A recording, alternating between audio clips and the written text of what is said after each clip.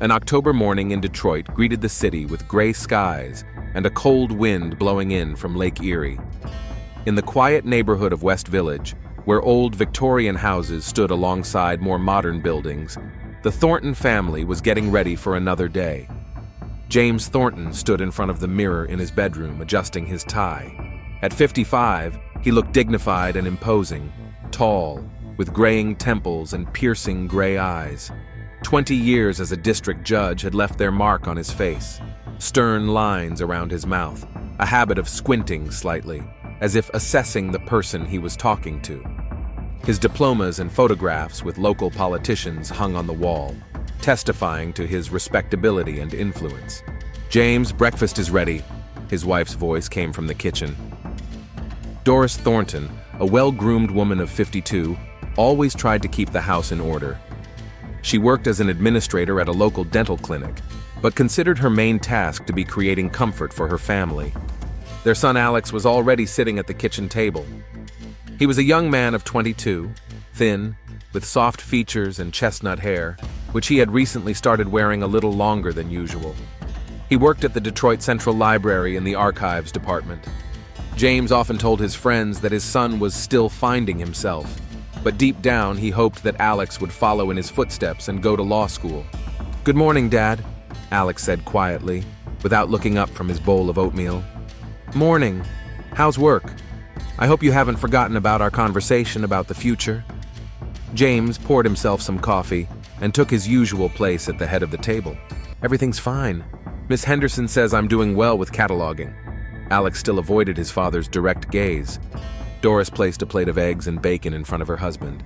"Don't pressure the boy, James. Alex will figure out what he wants." "The boy?" "Doris. He's 22 years old.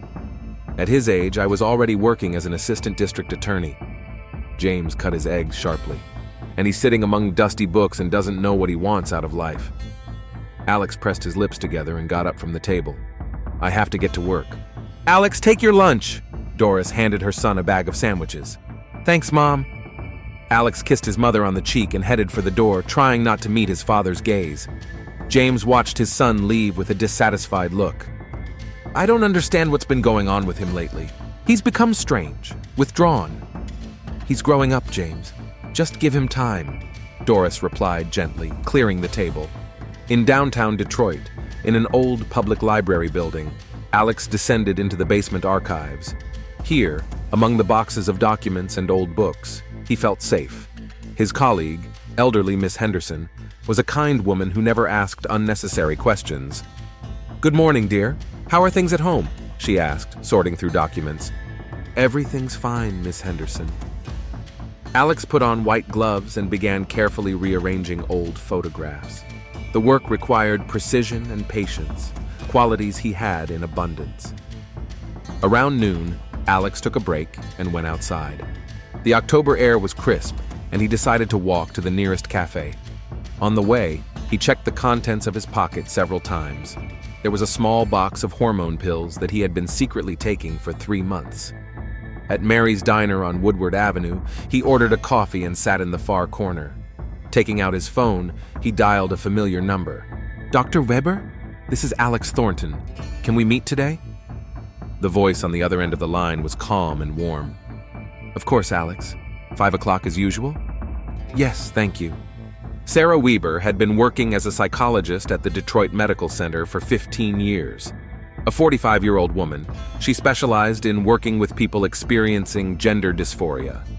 Her office on the 3rd floor of the hospital was decorated in warm colors, with lots of plants and soft lighting. At 5 in the evening, Alex sat in the familiar chair across from Dr. Weber. "How was your week, Alex?" she asked, making notes in her notebook. "Difficult. My father brought up my future again. He wants me to go to law school." Alex nervously fiddled with the sleeve of his sweater. "What do you want?" "I want to be myself, the real me." Alex looked up. "Dr. Weber, I'm ready for the next step. I want to start living as Alicia." Sarah Weber looked closely at her patient. Over the past 6 months, she had watched him transform, not only physically, thanks to hormone therapy, but also psychologically. Alex was becoming more confident in his gender identity. This is a big decision, Alex. How do you think your family will react?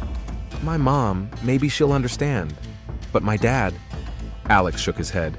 He'll never accept it. Reputation is everything to him. Having a transgender daughter would destroy his career as he knows it. Your safety and well-being are more important than your father's career, Dr. Weber said gently. But I understand that it's not easy. They talked for another half hour, discussing the practical aspects of social transition. Dr. Weber gave Alex some brochures and the contact information for a support group. Meanwhile, James Thornton was finishing his workday at the courthouse. His office on the second floor was decorated in a traditional style: dark wood, leather bindings, portraits of the founding fathers. On the desk stood a heavy glass trophy for outstanding service to justice, which he had received 3 years ago from the Michigan Association of Judges. His secretary peeked into the office. Judge Thornton, you have a drug case hearing tomorrow at 9 in the morning. The mayor called about the charity dinner next Friday. Okay, Martha. Tell the mayor that my wife and I will definitely be there.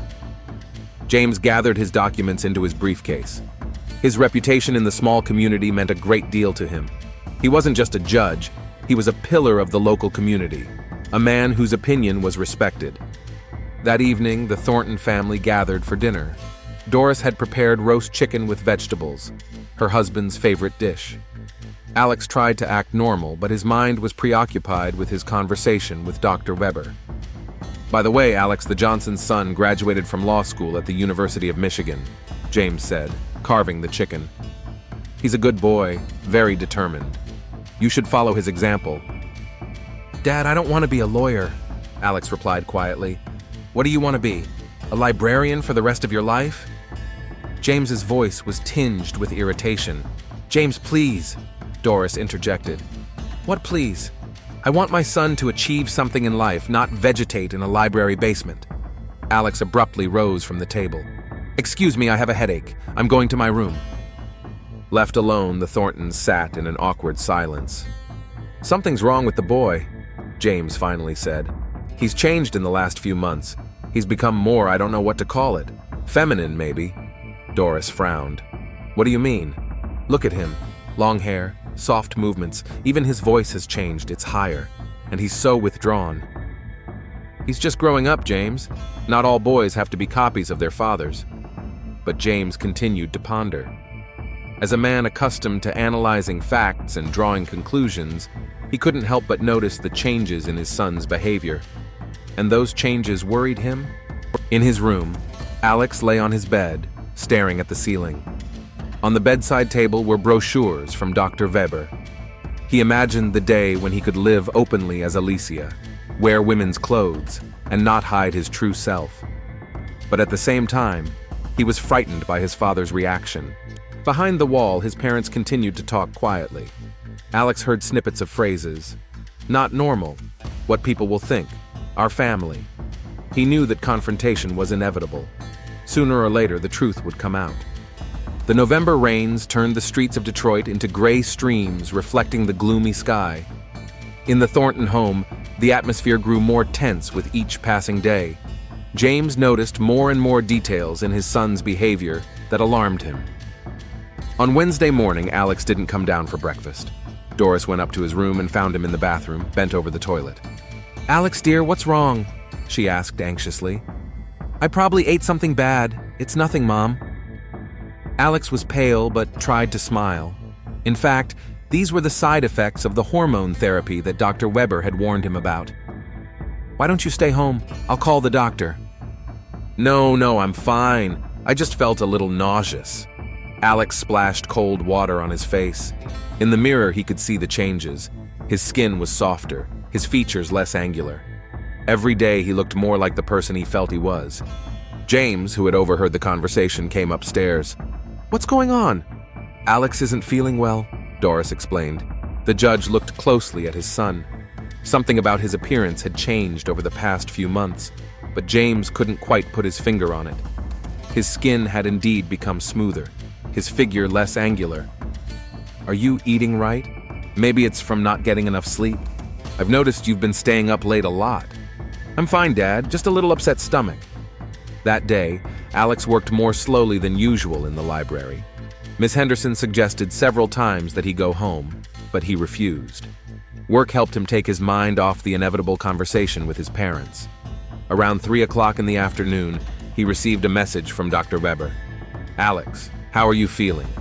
Don't forget to drink more water and take your medication with food." He replied, "Thanks. See you on Friday as usual?" "Sure. We'll discuss your readiness for the next stage." Meanwhile, James was in his office at the courthouse thinking about his son.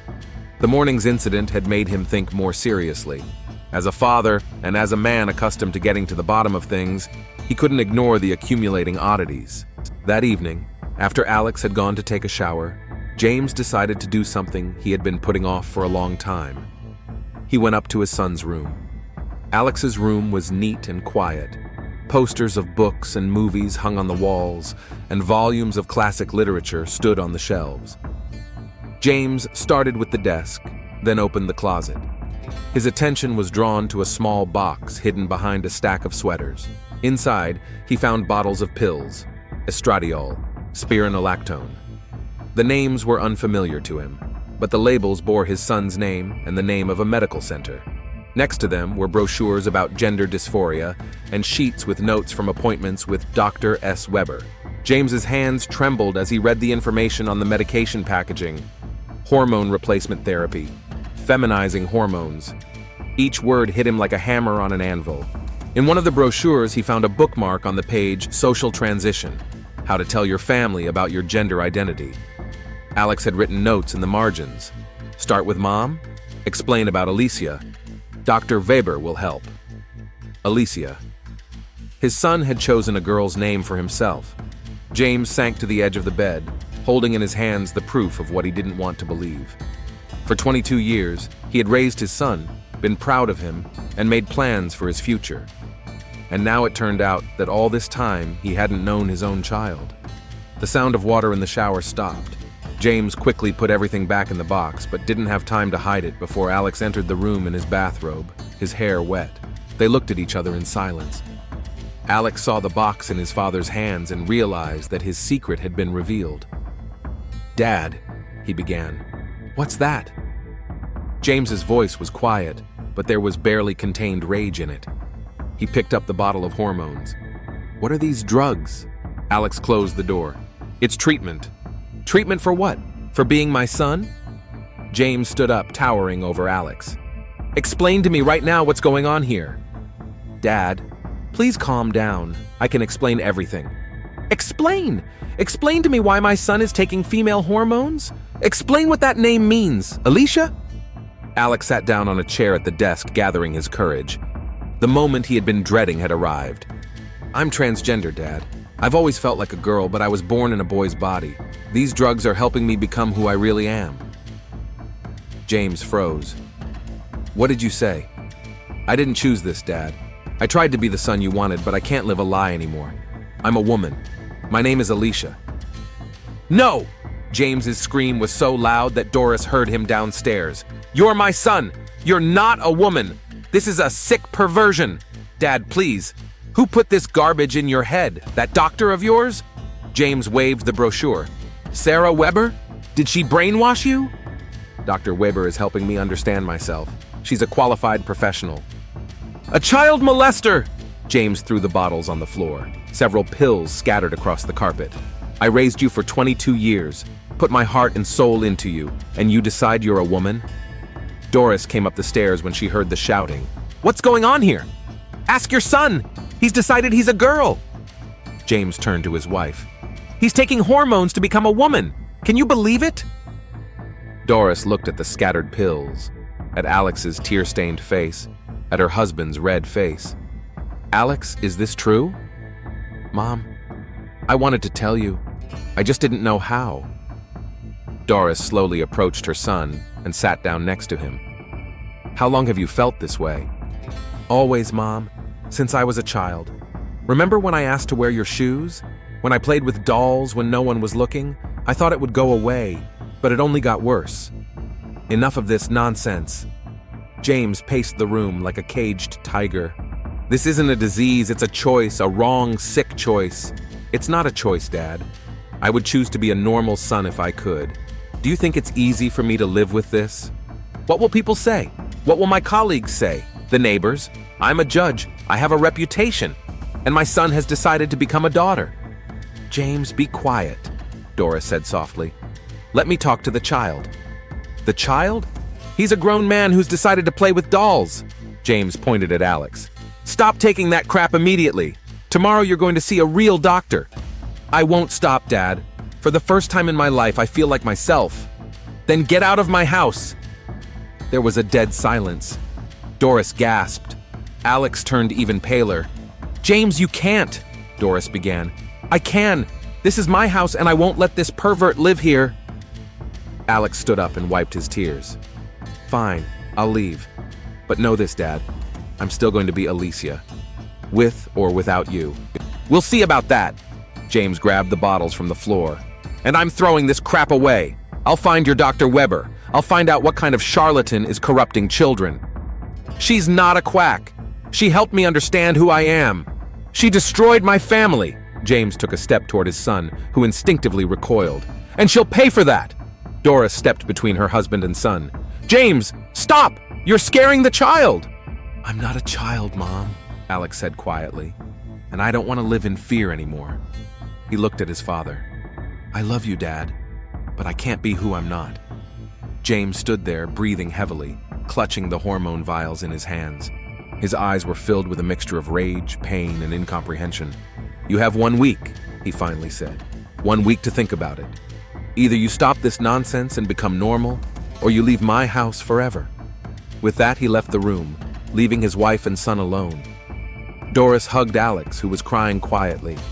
Everything will be fine, dear. We'll figure something out. Mom, I was so afraid of this moment. I know. Tell me more about this doctor. Is she really helping you? Yes, Dr. Weber is a good person. She didn't force me to do anything. She just helped me understand myself. Downstairs, James sat in his study, looking at the bottles of medication. One of them had the address of the medical center and the doctor's name, Sarah Weber, psychologist, gender specialist. He turned on his computer and started searching for information about Dr. Weber. Her photo on the clinic's website showed a middle-aged woman with a kind face. Her biography listed a degree in psychology, a specialization in working with the LGBT community, and 15 years of experience. James read patient reviews, Dr. Weber's articles on gender dysphoria, and her conference presentations. With each page, his anger grew. This person had destroyed his family, taken his son away from him, turned him into something he couldn't even think about. He found Dr. Weber's work phone number and wrote it down on a piece of paper. Tomorrow, he would talk to her in person. He would find out what methods she had used to brainwash his son, and he would demand that she stop immediately. In the bedroom, Doris lay awake, listening to her husband pacing nervously in his study downstairs. She thought about the changes she had seen in Alex, but had dismissed them as growing pains. Now, much of it made sense. His reluctance to engage in masculine activities, his interest in books and art, his gentle nature. Could she accept that her son wanted to be her daughter? She needed time to think it through. But one thing she knew for sure, she would not lose her child because of her husband's prejudices. In his room, Alex packed the most essential items into his backpack. He understood that the week his father had given him was an illusion. James Thornton would not change his mind. Too much was at stake: his reputation, his ideas about family, his pride.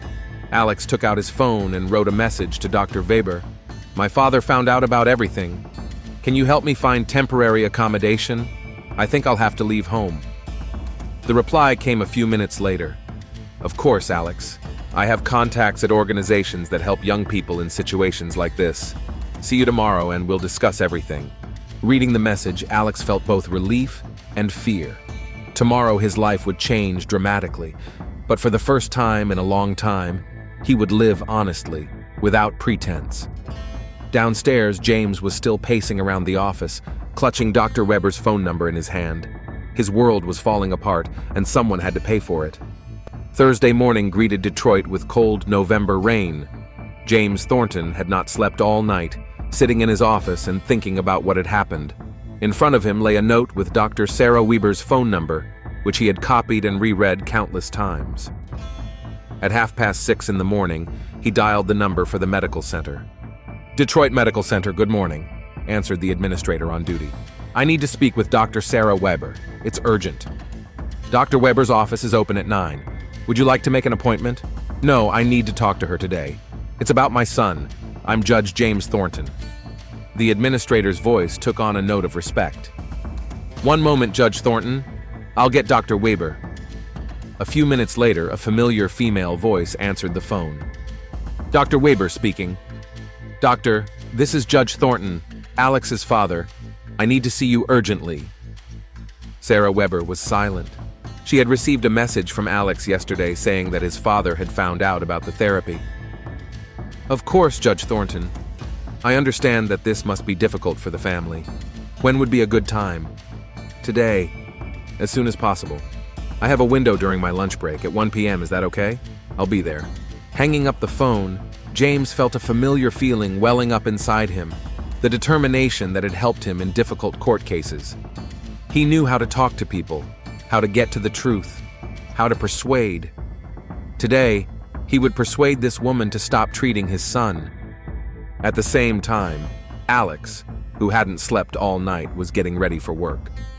He went down to the kitchen, where his mother was preparing breakfast in complete silence. "Mom?" Doris turned around. Her eyes were red from crying. "Good morning, dear. Would you like to eat? Where's Dad?" "He left early. He said he had important business." She placed a plate of omelet in front of her son.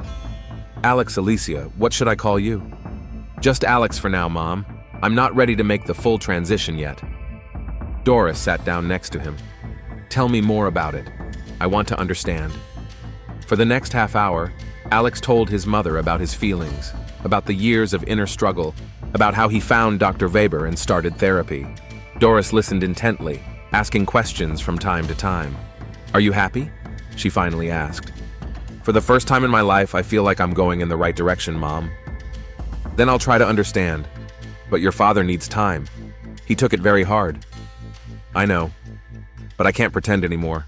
At the Detroit Medical Center, Dr. Sarah Weber was preparing for a meeting with her patient's father. In her 15 years of practice, she had met many parents of transgender children. Their reactions ranged from complete acceptance to aggressive denial. From the tone of Judge Thornton's voice, she knew she was in for a difficult conversation. At exactly 1 o'clock, there was a knock on her door. A tall man in an expensive suit with graying temples and a stern expression entered the room.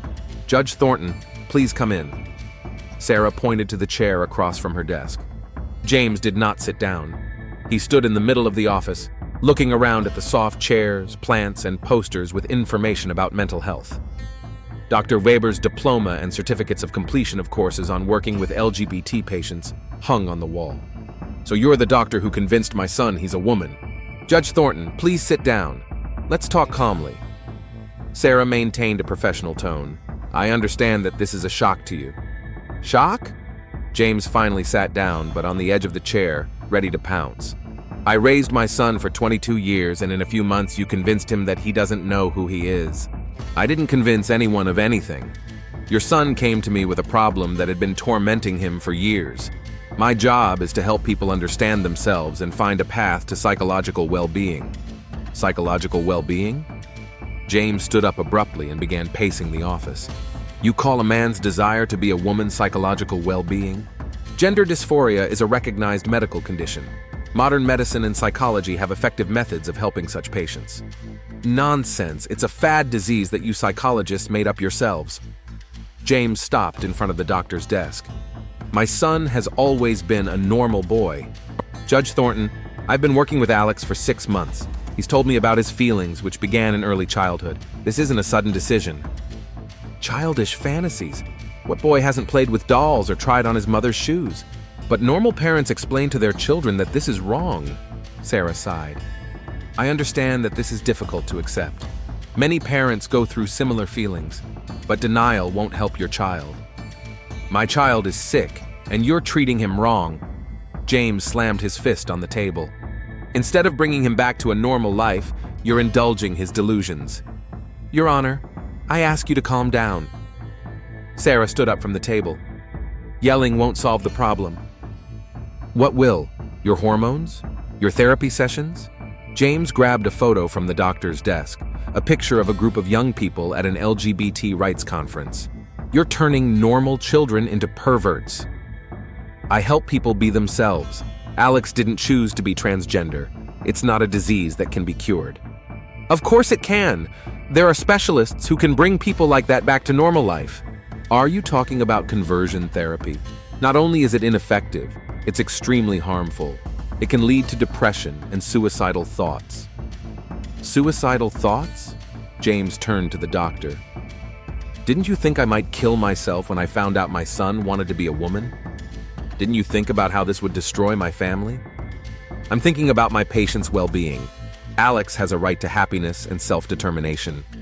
And I have the right to a normal son. James's voice grew louder. Do you know who I am? I'm a judge. I have a reputation. And you're turning my son into a laughingstock. Is your reputation more important than your child's happiness? Don't you dare judge me.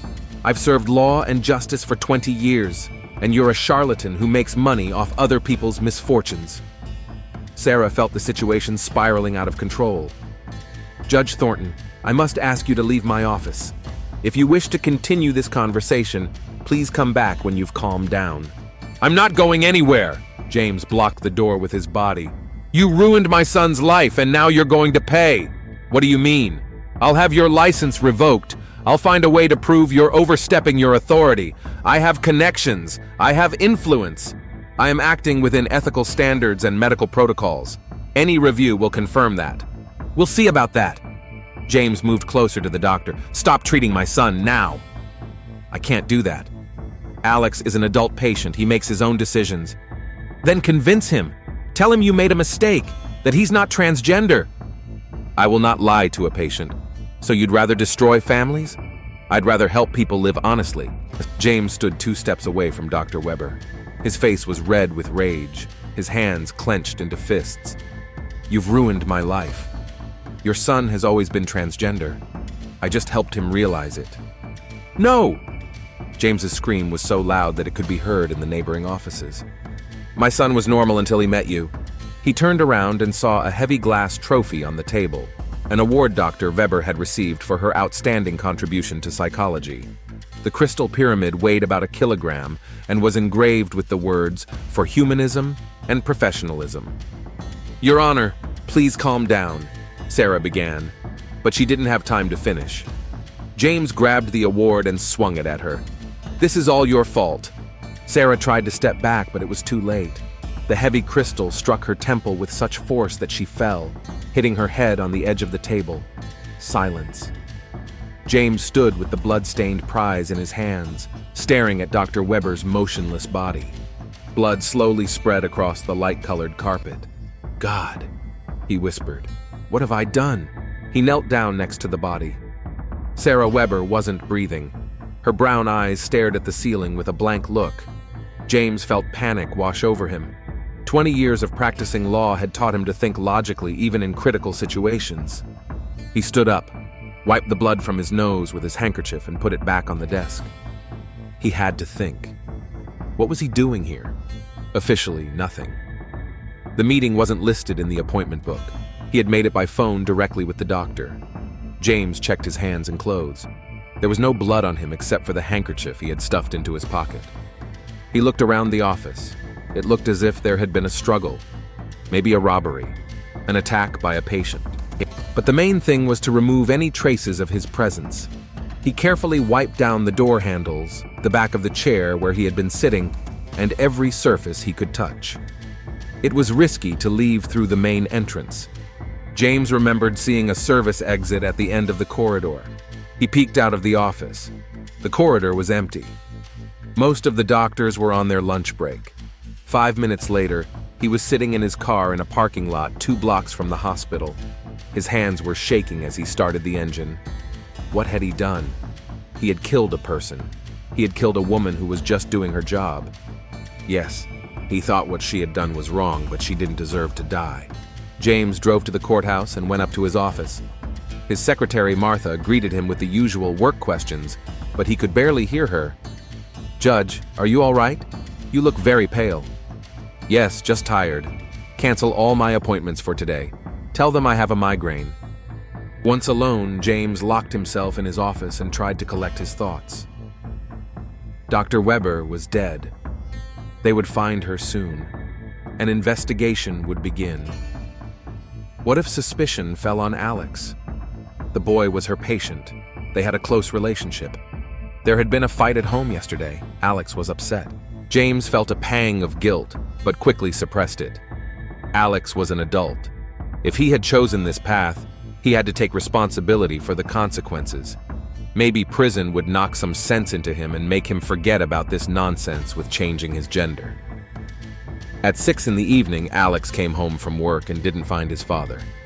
His mother said that James had called and warned her that he would be late. Mom, I've made a decision. Tomorrow after work, I'm going to Dr. Weber, and then I'll start looking for a temporary place to live. Doris hugged her son. Maybe Dad will calm down. No, Mom. You saw him yesterday. He'll never accept me for who I am. At that moment, at the medical center, a cleaning lady named Maria Gonzalez discovered Dr. Weber's body. Her scream echoed throughout the floor. Half an hour later, the police arrived at the scene. Detective Michael Graves, a 40-year-old man with tired eyes and a graying beard, examined the crime scene. What do we have? He asked the medical examiner. A woman, 45 years old, blunt force trauma to the temple. Death was instantaneous, estimated between 1 and 3 days ago. Graves looked around the office. There were no signs of a robbery. The doctor's purse was untouched, and her jewelry was still there. But there were signs of a struggle, an overturned chair and scattered papers. Check her patient records, he told his assistant. Start with those who were supposed to come in today. There was only one name on the list of patients for today. Alex Thornton, scheduled for 5 in the evening. But according to the administrator, the young man had not shown up. When James returned home at 10:30 in the evening, his family was already asleep.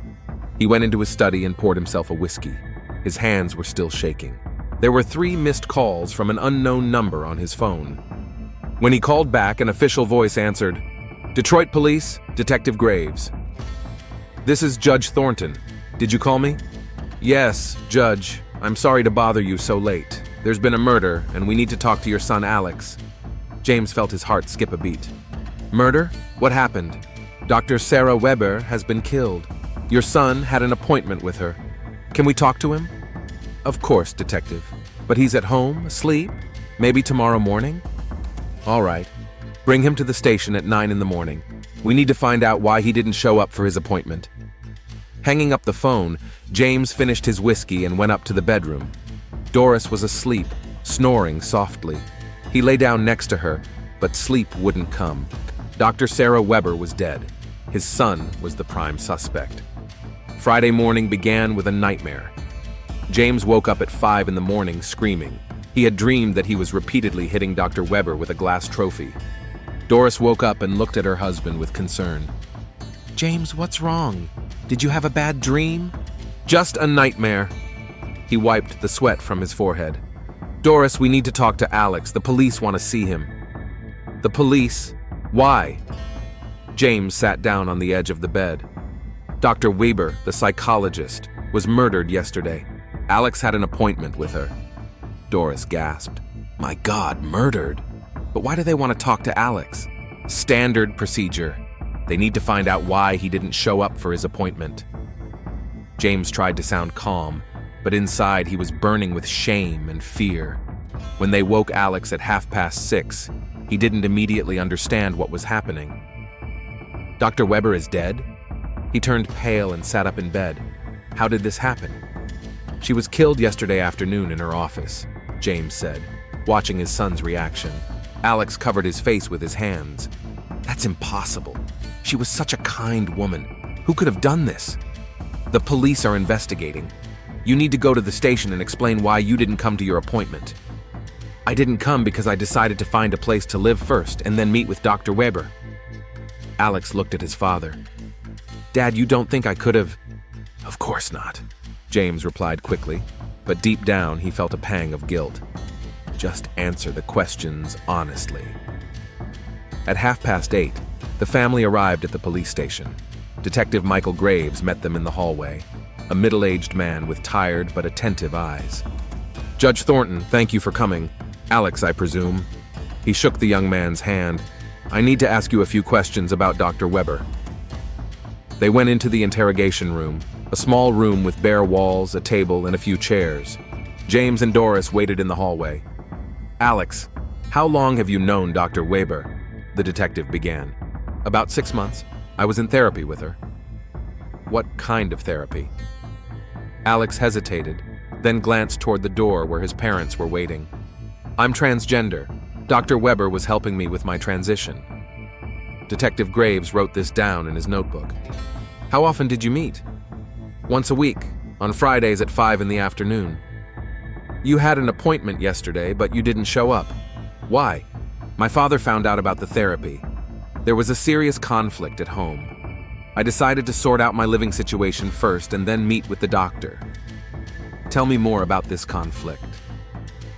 For the next half hour, Alex talked about how his father found the hormones, about the argument, about the ultimatum James gave him. The detective listened attentively. "Did your father threaten Dr. Weber?" "He said he would find her and find out what kind of charlatan was corrupting children. He was very angry." Graves underlined something in his notes. "Alex, where were you yesterday between noon and 4 p.m.? At work? In the library? You can ask Miss Henderson." "We'll check. Do you have an alibi for after work?" "I took the bus home. Then I was at home with my mom." After questioning Alex, the detective called James. "Judge Thornton, I need to ask you a few questions." James felt his heart quicken, but he tried to remain calm. "Of course, detective. Your son mentioned a conflict over his therapy. Is that true?" "Yes. I was upset to learn about his problems." "Did you threaten Dr. Weber?" "I said in the heat of the moment that I would find her and talk to her, but it wasn't a threat." "And did you actually contact Dr. Weber?" James paused. This was the decisive moment. "Yes. I called her yesterday morning to discuss my son's treatment." "And what did she say?" "That she couldn't discuss the details of the therapy without the patient's consent." The conversation was brief. "Did you meet with her in person?" "No, I was in court all day." The lie came surprisingly easily to him. "Can we verify that?" "Of course, ask my secretary, Martha." After talking to James, the detective returned to studying the case. The father and son's statements generally matched, but something bothered him. The family conflict, the young man's emotional state, the lack of a solid alibi he called the library. Miss Henderson confirmed that Alex had worked until 4, but noted that he had been very upset and distracted. "Poor boy," she said. "Something was really bothering him. He was even crying during his lunch break." Graves then checked the judge's alibi. The secretary confirmed that Thornton had been in court that morning, but had canceled all his appointments after lunch, citing a migraine. "What time did he leave?" asked the detective. "Around 12:30. He said he wasn't feeling well." The detective's suspicions were aroused. The judge had left at the exact time of the murder, but he had no motive for killing Dr. Weber. But his son, meanwhile, the atmosphere in the Thornton home was heavy. Alex sat in his room, still unable to believe that Dr. Weber was dead. She was the only person who truly understood him. Doris was preparing dinner, but her mind was elsewhere. The murder of the psychologist, the police interrogations, the tension between her husband and son, it all seemed like a nightmare. James locked himself in his study, trying to work, but he couldn't concentrate. Every sound made him flinch. He expected the phone to ring at any moment and the detective to say he had found the real killer. On Monday morning, Detective Graves received the results of the forensic examination. Fabric fibers that did not belong to Dr. Weber were found at the crime scene. Experts also found fingerprints on the door handle that could not be identified. But the most important discovery was made by a technician who examined the hospital's phone records. It turned out that on Thursday morning, someone had called Dr. Weber from a number registered to Judge Thornton. Graves frowned. The judge said he had made the call but claimed that the conversation was brief and that they had not met. But what if he was lying? The detective decided to dig deeper. He drove to the medical center and spoke to the administrator who had taken the judge's call. "Yes, I remember that man. He introduced himself as Judge Thornton. and said he needed to speak to Dr. Weber urgently about his son. Did he make an appointment? Not officially, but I heard Dr. Weber talk to him and suggest meeting at 1 p.m. This contradicted the judge's statement. Graves felt he was on to something. He checked the surveillance footage from the medical center, but the system was old and didn't cover all areas. However, on the parking lot camera footage, he saw a car that looked like Judge Thornton's arrive at 12:50 and leave at 1:15. But the license plate was not visible due to the poor quality of the recording. On Tuesday, the detective called Alex in for another interview. This time, the questions were tougher. Alex, you said you were upset about the conflict with your father. Upset enough to do something rash? What do you mean? Did you blame Dr. Weber for causing the conflict in your family? No. Dr. Weber helped me. Without her, I wouldn't know who I am. But your father thought differently. He blamed her for your problems. My father doesn't understand a lot of things. Enough to kill her? Alex turned pale. You think my father... I'm considering various possibilities. Tell me again about the evening when the conflict occurred. Alex repeated his story, but the detective noticed some new details. The young man mentioned that his father was furious and said he would find Dr. Weber and make her answer. Did he say, make her answer? Those exact words? Yes, he was very angry. He said she had destroyed our family. After the interrogation, the detective decided to take a risky step. He didn't have enough evidence against the judge, but he didn't have any against his son either. However, public opinion and pressure from his superiors demanded results. On Wednesday morning, 2 police cars pulled up outside the Thornton house. James watched from his study window as Detective Graves and several other officers approached the house. Alex Thornton? The detective asked when Doris opened the door. Yes, he's home. What's going on? We have an arrest warrant. Alex Thornton, you're under arrest on suspicion of the murder of Sarah Weber. Doris's scream echoed throughout the house. Alex came down the stairs, pale as a sheet. This is a mistake, he said quietly. You have the right to remain silent, the detective began, putting handcuffs on Alex. James stood in the doorway of his study, watching his son being led away. Alex looked at him with pleading eyes. Dad, tell them I couldn't have done it. James stood silently. For a few seconds that seemed like an eternity, he looked into his son's eyes. He only needed to say a few words, to admit what he had done. But instead he said, Alex, tell them the truth. The police will figure it out. It was a betrayal, and they both knew it. When the cars took Alex away, a dead silence fell over the house. Doris was sobbing in the kitchen. James sat in his study, staring at the family photo on the desk. His son was in prison for a crime he had committed. The boy he had raised for 22 years was sitting in a cell, accused of murder. And he, Judge James Thornton, guardian of law and justice, was a murderer and a liar. Alex was placed in a solitary cell in the city jail. He sat on a narrow cot, his head in his hands. Dr. Weber was dead. He had been arrested for her murder. His father had not stood up for him. His whole world was falling apart. The only person who understood him had been killed. His family was falling apart. And now he was facing life in prison for a crime he didn't commit. He thought about what Dr. Weber had told him. You have the right to be yourself. Now he didn't have that right. In prison, he would remain Alex forever, unable to become Alicia. Behind bars, there was no room for dreams of a new life. 2 weeks had passed since Alex's arrest. In the Detroit City Jail, he had become a shadow of his former self.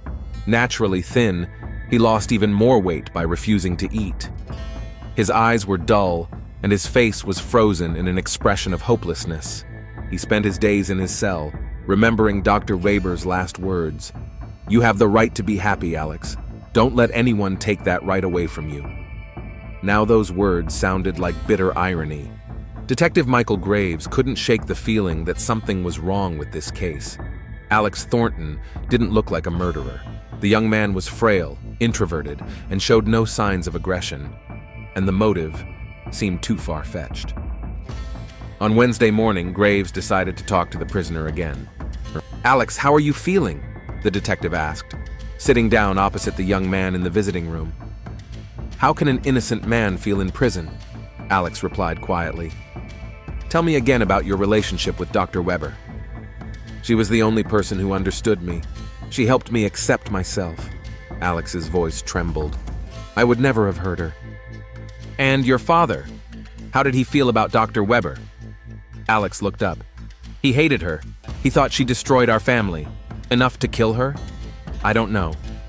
Alex fell silent, then added, "Detective, did you check my father's alibi?" "Yes. He was in court this morning, but he left for home at 12:30 with a migraine." 12:30? Alex frowned. But Dr. Weber received a call from him on Thursday morning, and she scheduled an appointment for 1 o'clock. Graves felt something click in his mind. "How do you know that?" "Dr. Weber sent me a message on Tuesday. She said my father wanted to see her on Thursday at 1 o'clock and asked if I minded. Do you still have that message?" "My phone was taken when I was arrested." Graves immediately requested Alex's phone records. The message from Dr. Weber was indeed there. "Alex, your father has scheduled an appointment for Thursday at 1 p.m. He wanted to discuss your therapy. Is that okay with you?" This meant that Judge Thornton had lied. He hadn't just called Dr. Weber. He had met with her on the day of the murder. The detective immediately drove to the courthouse. The secretary, Martha, confirmed that the judge had left at 12:30, citing illness. "When did he return?" Graves asked. "He didn't return. He said he would be working from home." "How did he look when he left?" Martha thought for a moment. "Strange. Usually when he has a migraine, he looks tired. But then he seemed tense, nervous." Graves asked to see the court building's surveillance footage. The footage showed Judge Thornton leaving the building at 12:47. His expression was grim and determined. The next step was to check the footage from the cameras on the streets between the courthouse and the medical center. The quality was poor, but on one of the cameras, the detective spotted the judge's car heading toward the hospital at 12:55. But more solid evidence was needed. Graves returned to the crime scene. The murder weapon, a glass trophy, was on Dr. Weber's desk. Only the victim's fingerprints were found on it, which meant that the killer had wiped them off. But the experts found something else: microscopic fibers of expensive wool fabric on the fragments of the trophy. Such fabric was worn by people with high incomes. The detective requested a search warrant for Judge Thornton's home.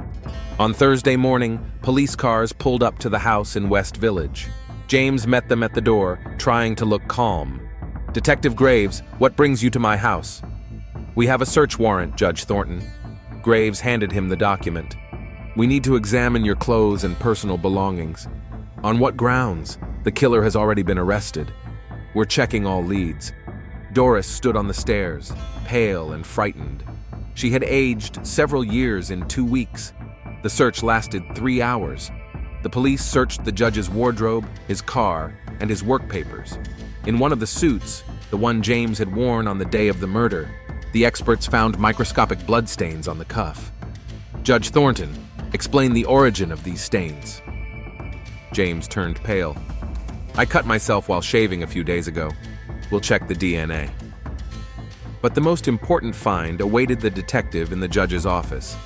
In the trash can, under other papers, was a handkerchief with bloodstains.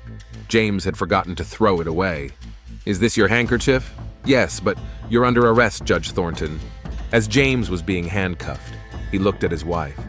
Doris stood motionless, staring in horror at what was happening. "Doris," he began. "You killed her," she whispered. "You killed Dr. Weber and let your own son be arrested." In the police car, James felt something like relief for the first time in 2 weeks. The lies had become an unbearable burden, and now they were falling from his shoulders. At the station, he was placed in the same interrogation room where his son had sat 2 weeks earlier. "Judge Thornton," Detective Graves began, "we have evidence that you met with Dr. Weber on the day she was murdered. Your blood is on her clothes, and there are surveillance camera recordings. Would you like to tell us what happened?" James was silent for a few minutes, then slowly began to speak. "I went to her to convince her to stop treating my son. I thought I could change her mind." "And what happened?" "She refused. She said Alex had a right to choose for himself, that I had to accept his decision. James's voice grew quieter. I got angry. I told her she was destroying my family. And then you killed her? It was an accident! James raised his head sharply. I didn't plan it. I just grabbed the first thing I could find. That trophy. I hit her. She fell and didn't get up. And then you let them charge you with murdering your own son? James covered his face with his hands. I thought I could fix it. That they'd find the real killer. I didn't want to. You wanted to save your reputation at the cost of your son's freedom. No, I just couldn't believe what I had done. But the detective saw the truth in his eyes. Judge James Thornton had sacrificed his son to save himself. An hour after James's arrest, Alex was released from prison. He walked out looking thin and pale but alive. Doris was waiting for him at the gate. Mom, Alex hugged her, and they both cried. I'm sorry, dear. I'm sorry I didn't believe you right away. Did Dad really kill Dr. Weber? Yes, he confessed. They drove home in silence. Alex looked out the window at the familiar streets of Detroit, still unable to believe he was free. Mom, I can't live in that house. Too many memories. I understand. We'll figure something out. That evening, Alex packed his things. A few clothes, books, photographs, everything that made up his life fit into 2 suitcases. Doris helped him pack. Where are you going? San Francisco. Dr. Weber gave me the contact information for a transgender support center there. She said to call if I needed help. What about me? I'll be all alone. Alex took his mother's hands. Mom, come with me. There's nothing keeping us here. Doris shook her head. I can't. I need to sort out the house, your father's affairs. And I need time to think things through. I'll call every day, and I'll come home for Christmas. Promise. I promise. The next morning, Alex stood at the bus station with a ticket to San Francisco in his hands. Doris had come to see him off. Be careful, dear, and remember, you have the right to be happy. That's what Dr. Weber said. She was a smart woman. I wish I had met her when she was alive. The bus pulled away, and Alex waved to his mother from the window. Detroit was left behind, along with the pain, betrayal, and shattered dreams. But ahead of him lay a new life. Alicia was ahead of him. In Detroit City Jail, Judge James Thornton sat in the same cell where his son had spent the last 2 weeks. The irony of fate was cruel. The man who had spent his entire life embodying the law was now on the other side of the bars.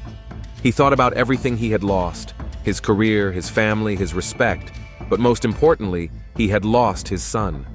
The boy he had raised for 22 years, whom he had sent to prison to save himself. Now Alex was free, but they would never be able to rebuild their relationship. Some betrayals are unforgivable. On his first day in San Francisco, Alex went to the LGBT community center that Dr. Weber had given him the address for. He was greeted warmly, without any unnecessary questions. Welcome, said the center's coordinator, a middle-aged woman with kind eyes. Sarah Weber wrote to me about you. She said you were a special person. At the mention of Dr. Weber's name, Alex felt a familiar pain. She's dead. She was killed. I know. I'm so sorry. Sarah was a wonderful person and an excellent professional. My father killed her. The coordinator gently placed her hand on Alex's shoulder. That doesn't define you. You are not responsible for the actions of other people, even those close to you. The center helped Alex find temporary housing and a job. Slowly, step by step, he began a new life. A month later, he wore women's clothing in public for the first time. It was a simple blue dress he bought at a thrift store. Standing in front of the mirror, he saw not Alex but Alicia reflected back at him. Hello, he whispered to his reflection. We finally meet. It was a painful and beautiful moment at the same time. Dr. Weber was right. He had the right to be himself. And no one could take that right away from him anymore. In Detroit, the trial of James Thornton took place.